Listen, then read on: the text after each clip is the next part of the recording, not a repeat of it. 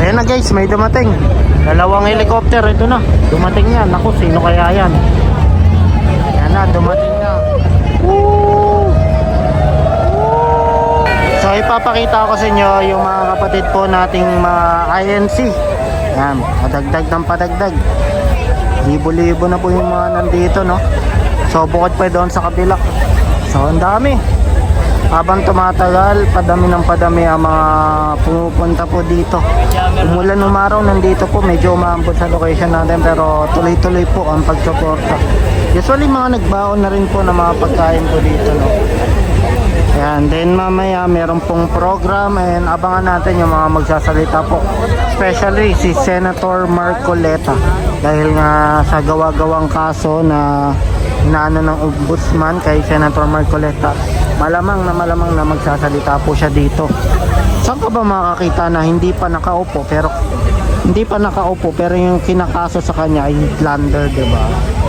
Diba? Ang plunder po, para sa kaalaman ng lahat, ay pagnanakaw sa kaban ng bayan. Paano ka magnanakaw kung hindi pa nakaupo, diba? Dahil hindi pa senator nung mga araw na yon si Senator Marcoleta. So, malabo yung ano, talagang propaganda lang, gustong patahimikin. At isa sa mga nakikita ko, tatlo yung mga nakikita ko eh. Unang-una, gusto patahimikin sa korupsyon, magsalita si Senator Marcoleta. Pangalawa, hindi siya kapartido ng gobyerno, kaya ayan, pinapatahimik, kinakasuhan. So ganun, kapag hindi mo kapartido at nagsasabi ka ng totoo, talagang kakasuhan ka. Then yung pangatlo sa nakikita ko, bakit ganon, ay dahil sa impeachment, no, para hindi makaboto sa impeachment si Senator Marcoleta. So tatlo yung nakikita ko. Pero yung panawagan po dito, bigyan na linaw po natin, ay panagutin po yung mga magnanakaw sa gobyerno. Maugaman lang, di ba, na makita nila na merong tatayo sa hindi magbubulag-bulagan po sa ginagawa nilang mga korupsyon, pang-aabuso po sa kapangyarihan. So nakikita po natin, medyo umuulan po dito sa location po natin, pero tuloy-tuloy po yung suporta. Pre, may payong ako, ito malaki. Hindi, gusto ko umulan, yung mabasa ako para... Ayan, may laki. Ayan, no, kinantahan na. Matanaw ninyo, kinantahan na ako. Ayan, no, ito talaga yung nakikita mo, may paninindigan. Tignan nyo naman, kahit umulan umaraw ay nandito po ang ating mga kapatid, no? Yung iba dahil nga umulan ay nasa mga sasakyan lang, pero tuloy pa rin ang pagsuporta, tuloy pa rin ang pakita po ng panawagan po na panugutin po yung mga korupto. Ayan, no? So yung parking po, sa mga hindi nakakaalam, umabot na rin po doon, no? Malamang doon po sa station. Dito naman alam ko kung saan yung parking eh. Umabot na po sa HS Prime. Actually lagpas pa nga eh. So dito naman sa kaliwa po natin, pagkakaliwa sa mismong venue, yung parking po niyan, isang straight po niyan, punong-puno. So maraming mga kapatid po nandito lang, no? Yung iba kalat lang eh.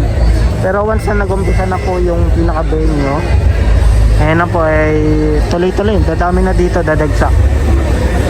So isa rin sa mga nakikita ko, meron ding mga nakaparking na mga kapatid doon sa kabilang ano. Then nakikita nyo po yung ano, yung sa kalsada, one lane na lang yung gumagana dito eh. Ayun na yung sa bus. Ayan, kasya lang, alam niyo yung sa ano, sa bus, carousel, line na lang yung gumaganang line dito. So public awareness na rin sa mga bumabiyahe, ay iwasan na lang po yung location na to kung ayaw nyo matraffic, ikot na lang, no? Dahil pinapaalam po natin to para po sa atin din to, no? Paglaban sa corruption din naman.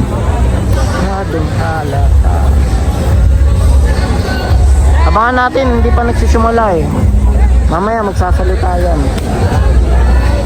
Yung mga, especially yung mga senator na, ayan, number 1 si Senator Marcoleta. And malamang yung mga iba. Kasi hindi lang naman si Senator Marcoleta yung ginigipit na ano, na senator, di ba? Ginagawa na mga gawang-gawang kaso, marami.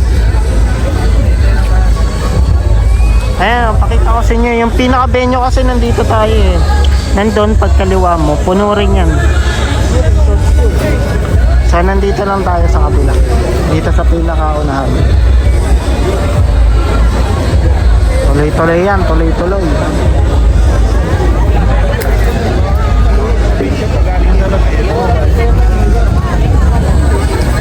Ito mga ano pa ha, iba-iba to ha. Parami ng parami to. Habang tumatagal, parami ng parami. Kasi actually biglaan lang din tong ano natin eh. Biglaan. Yung mga unang nakapunta dito, yung mga malalapit, yung mga taga galing probinsya, wala po. Meron pang nandito na, merong wala pa. And usually yung mga may tungkulin yung mga nauna dito dahil sila yung unang na hour sa gaganapin na pagtitipon po ngayon sa program. Para ano no, 'di ba, mayanig naman lang or maano di ba parang bigyan boses na merong tatayo po. May tatayo na, di ba, hindi magbubulag-bulagan sa mga ginagawa po ng nasa magnanakaw po sa mga gobyerno, di ba? Especially yung sa flood control. Kasi imagine si Senator Marcoleta po ay ginawan lang ng kaso ng plunder. Kung i-research niyo po yung plunder ay ibig sabihin po ng plunder, nagnakaw ka sa kaban ng bayan. So, paano magnanakaw kung hindi pa siya nakaupo, di ba? So, kaya tinatawag kong gawa-gawa lang. Actually, hindi siya, ayon sa batas na alam ko, hindi yan papasa, pero yung abala na mabigat kasi yung kaso na yun eh. Yung abala na magagawa, yun yung perwisyo.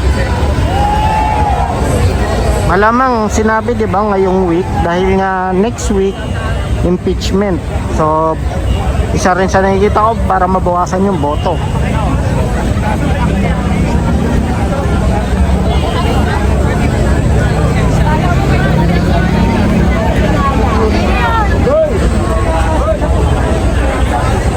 Alam nyo yung maganda sa INC, yung pinapakita nila na pagkakaisa. Yeah. Yung iba kasi, di ba, alam natin may corruption pero parang nino-normalize. Ito talagang naninindigan kapag may corruption na nakikita. Talagang tinatayuan, talagang nagsasalita po. At talagang nagpapakita po ng presensya, di ba? So simula dito ay hindi na po pinaparaan yung mga sasakyan. Ang mga nakakalusot lang ang pagkakalang ko doon sa taas, yung mga motor. Pero may mga stranded na rin doon sa taas dahil nga ayan, puro ano na eh, ang dami ng INC doon sa EDSA Monument. Alam ko meron pang gumagana na isang line na lang kaso mabagal yung takbo. So tignan natin doon. Etong simula dito sa nilalakaran natin, aside sa shrine tayo, papunta tayo sa EDSA People Monument. Ayan, so makikita natin, ito puro parking na po ng INC, pati doon sa taas. So, ayan, ang dami mga papunta. Usually, mga naka-probinsya ay ngayon pa lang pupunta dito po sa EDSA Monument. Ayan, sarado na. Dito tayo. So yung pinaka-program sa EDSA People Power Monument po magaganap. Nandun na rin po yung mga stage. Ayan no, wala na madaanan no. Ang daming INC. So iba talaga yung INC pagka nagkaisa no. Ayan. Talagang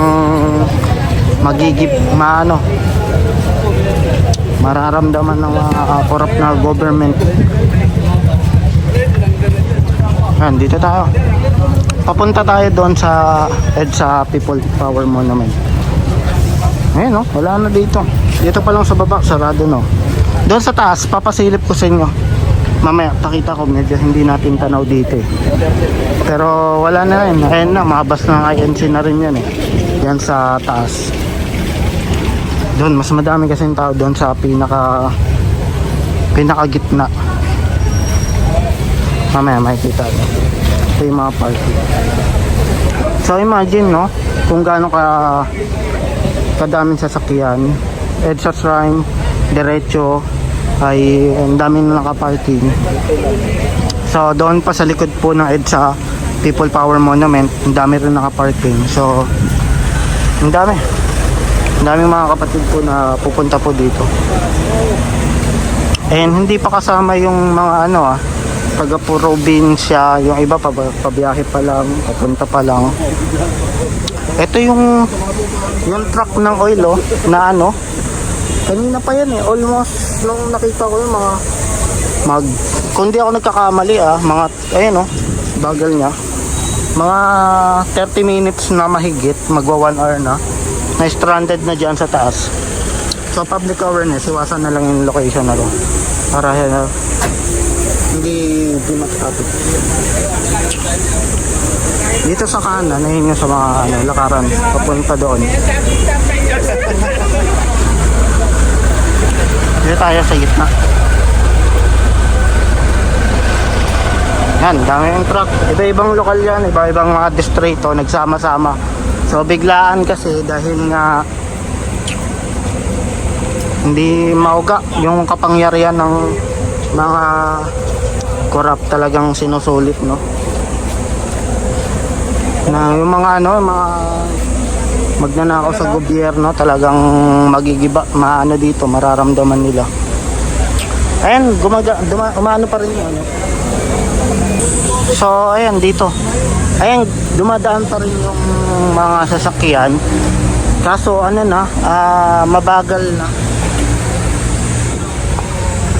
mabagal na sila. So para maiwasan na lang yung traffic,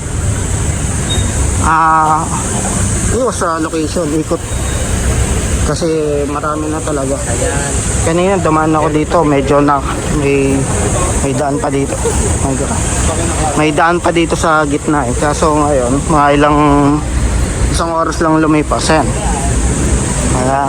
Parking na to, sarado na. Pati doon sa People Power Monument, sarado na rin. Ayan doon, alam ko pagdating doon sa pinaka harap ng EDSA Monument, kaya bumabagal dahil nga isang line na lang po yung gumagana. Dito layo ng pinaka-venue sa EDSA People Power Monument.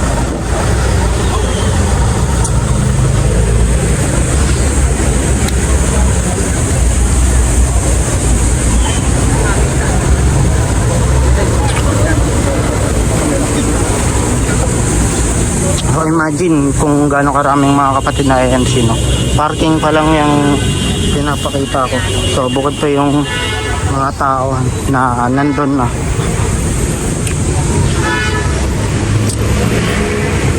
Gitna tayo, nasa gitna. Dahil nga sa corruption, masyadong malala yung corruption. Ayan ito yung sinasabi ko sa inyo na naging one line na lang ayan, dahil nga ine-expect na dadami pa yung kapatid na INC. So dito pa lang, ayan, dito pa lang ay nasaraduan na. So one line na lang dahil nga doon sa pinakaharap ay puno ng INC doon.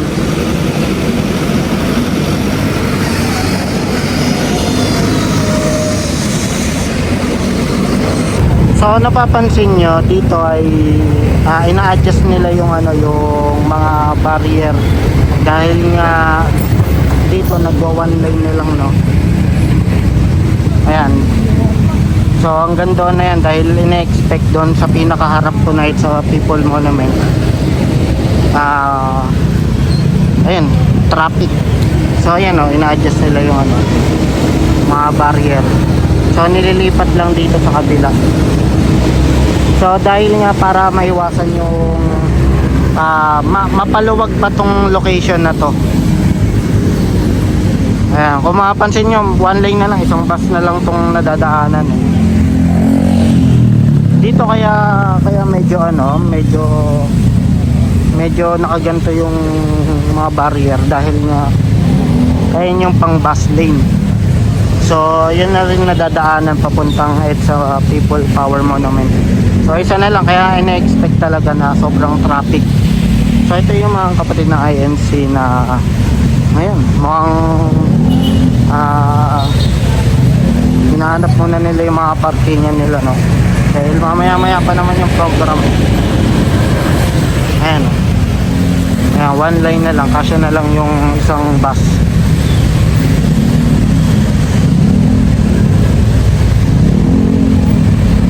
Corruption kasi yung pinaka ano dito, yung naglalaban nga, di ba?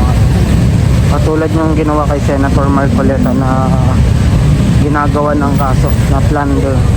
Even na alam mo naman na si Senator Marcoleta ay hindi pa senator nung mga panahon na yon, dahil nga tumatakbo pa lang pero kakasuhan ng plunder, di ba? Dito tayo diretso. Ayan na, parami na. O, nararamdaman mo na, malapit na tayo. Ayan, may mga tent no.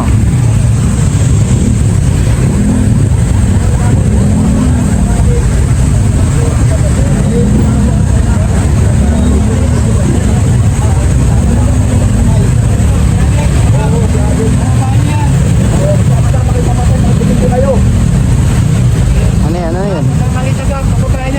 Babay na yung mga maletagang. Isama lang gago. Sakit sa ulo. Isama gago. Doon sa liwasan, putang ina, dahil dito kami gago. Uy. Ay wala na kami mga vlogger. Dito naman sa SLB sa kami. Nasa 100,000 kami. Kita mo, 1,000 bumaba. Isang buwan. Ayan na, lapit na tayo.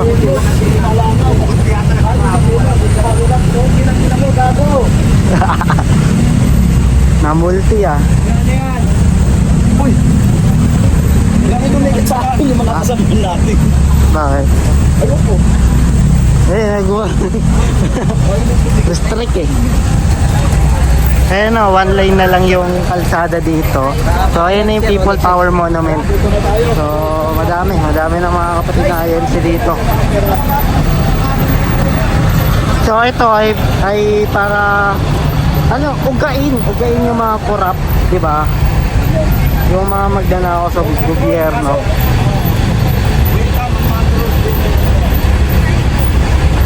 Ay maugaman lang, no? Dahil yung kapangyarihan ng gobyerno ay parang sinasamantala, inaabuso. So nandito na tayo. Ito na yan.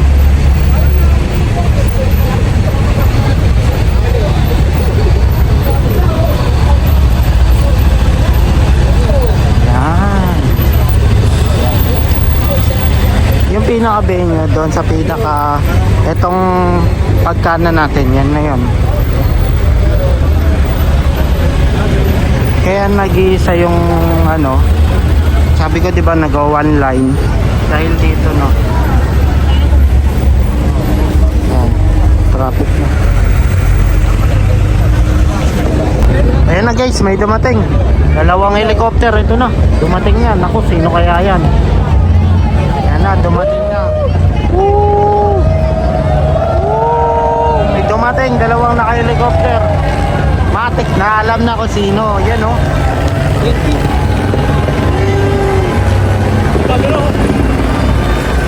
May camera. May camera oh. May camera sa baba. Matik na. Dami oh. Oo. Matik na. Alam na kung sino yan. Ayun oh. And ikot. Dalawang naka-helicopter dito. Ayan, no? Matik na, alam na ko sino.